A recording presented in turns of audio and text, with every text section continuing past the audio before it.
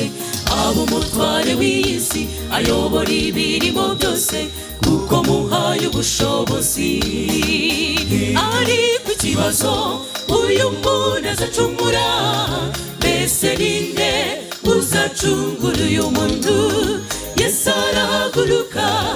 ati nzamucungura umuntu naremwe ndacungura nzamucungura nuko Yesu aramanuka mu mwari Mariya avukira mw'iyi si uko abandi bavuka maze ubwo ntibabimenya ariko aho babimenyeye batubona inde uje kuba umwami bari bazikwaje gutwara ingoma zabo mu isi ntibamwifuriza ibyiza kandi ari umukiza wabo bari bazi ko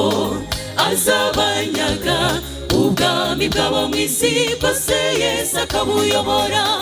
yanze akiri uruhinja Yesu umwami arahigwa yicwa abana benshi ari we gusa bashaka ijuru riratabara Yesu aguma ari muzima igihe gisohoye Yesu acungura umuntu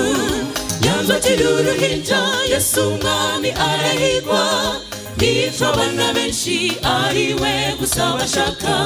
ijuru riratabara Yesu aguma ari muzima igihe gisohoye Yesu acungura umuntu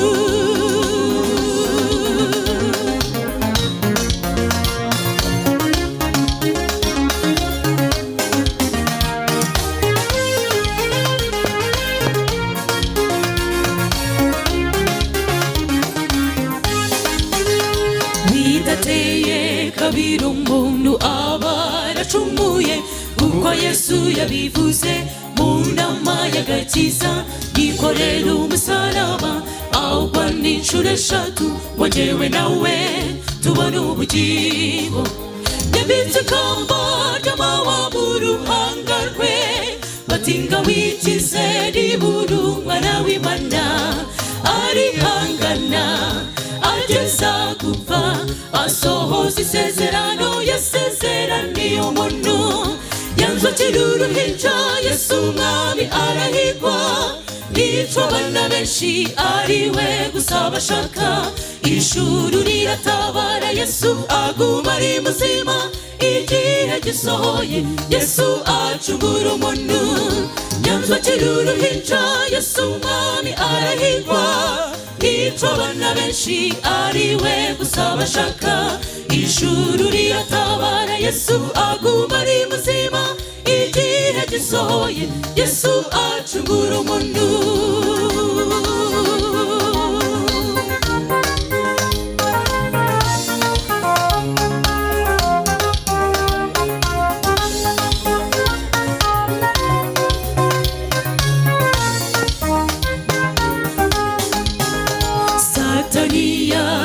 ko byose birangiye ko Yesu apfuye burundu umuntu arimbutse diteka ku munsi wa gatatu umwami Yesu arazuka atsinze urupfu ndetse na Satani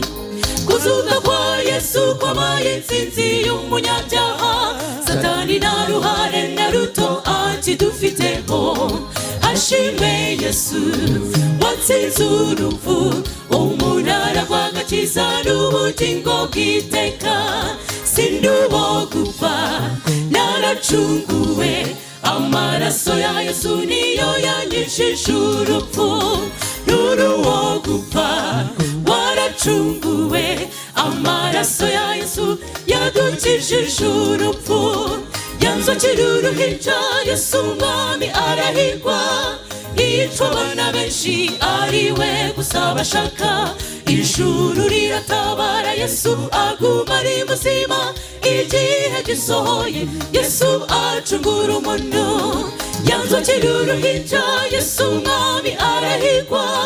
yicwa abana benshi ari we gusa bashaka ijuru riratabara Yesu aguma ari muzima igihe gisohoye Yesu acungura umuntu